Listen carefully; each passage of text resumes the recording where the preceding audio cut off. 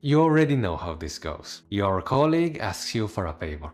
Again. You're already stretched thin, you had your own plans, and you know this isn't your problem to solve. Or maybe someone treats you poorly. They dismiss what you say, and they cross a line. So you have every right to say something about it. In both cases, you know exactly what you want to say, because you rehearsed it in your mind 1,000 times already. But when the moment arrives, what comes out is completely different. Yeah, sure, no problem. It's fine, don't worry about it. And just like that, it's done. And immediately you feel that feeling like you've let yourself down again. There's a reason this keeps happening, and it's not because you're too nice. Hey, I'm Paolo. On this channel we work on the habits and the mindset that give you the confidence to become someone you actually respect. People pleasing isn't a personality trait, and it's not really even about being nice. At its core, it's a fear response. The fear of conflict, of disapproval, of someone judging you or thinking less of you. And like most fear responses, it doesn't come out of nowhere.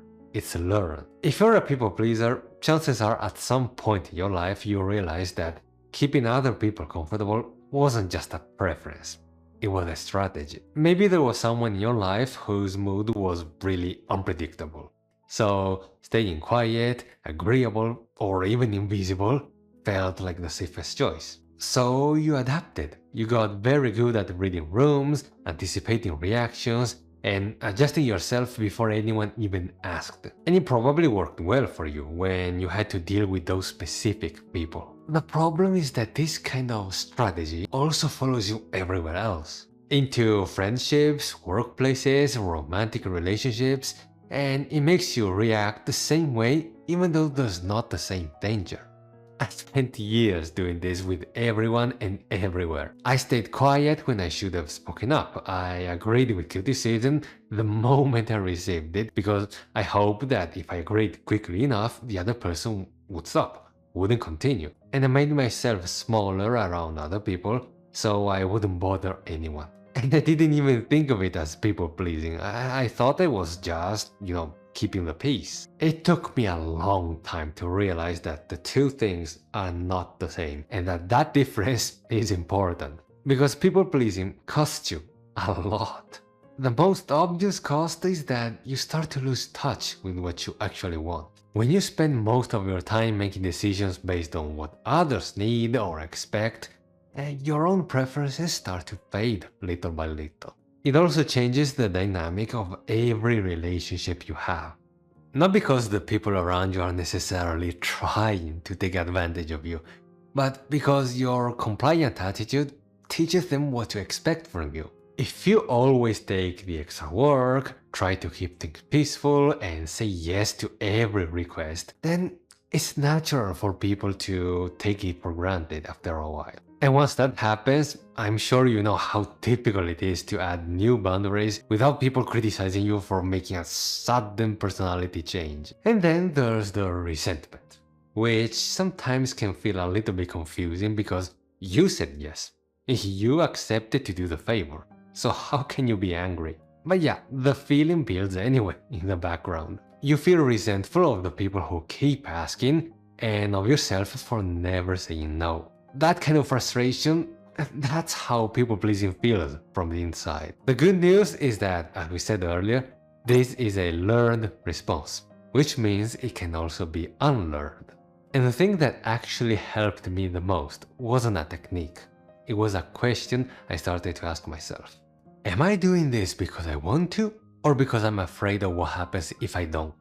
Because those two things feel identical when you're put on the spot. You say yes and you tell yourself it's because you're generous, you're a team player, you're someone who doesn't make things difficult. And maybe that's true sometimes. But if the honest answer is that you desperately want to avoid the alternative, like someone being disappointed or feeling annoyed or thinking less of you, that's not generosity, that's not being nice, that's fear. Also, one thing that took me a long time to learn is that just because you feel uncomfortable saying no, doesn't mean you're wrong. The guilt, the anxiety, the urge to immediately follow up and explain yourself, that's just what it feels like to do something that your nervous system isn't used to. It's not a signal to reverse course immediately.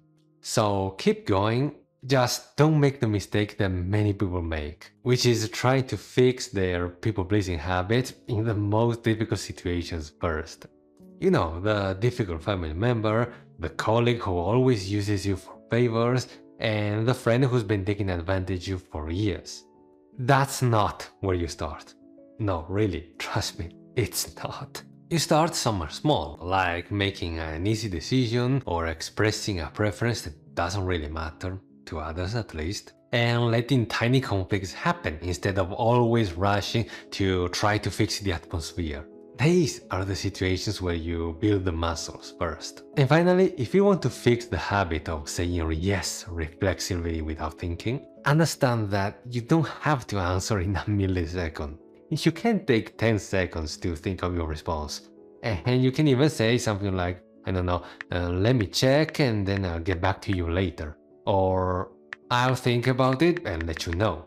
Either way, give yourself the time and the space to make an actual decision instead of an automatic reflex. Because this gap between someone's words and what you think is the expected response, this is where most people pleasers fail because they cannot stand the pressure. So start paying attention to that gap and you will make progress. You've already done the hardest part of recognizing what you need to work on. The rest is just practice. Thank you for watching. And if you want to keep working on this video up here is a great next step. It's about assertiveness, which is basically the other side of the coin. And if you're not subscribed yet, now's a good time. And I'll see you in the next video. Bye now.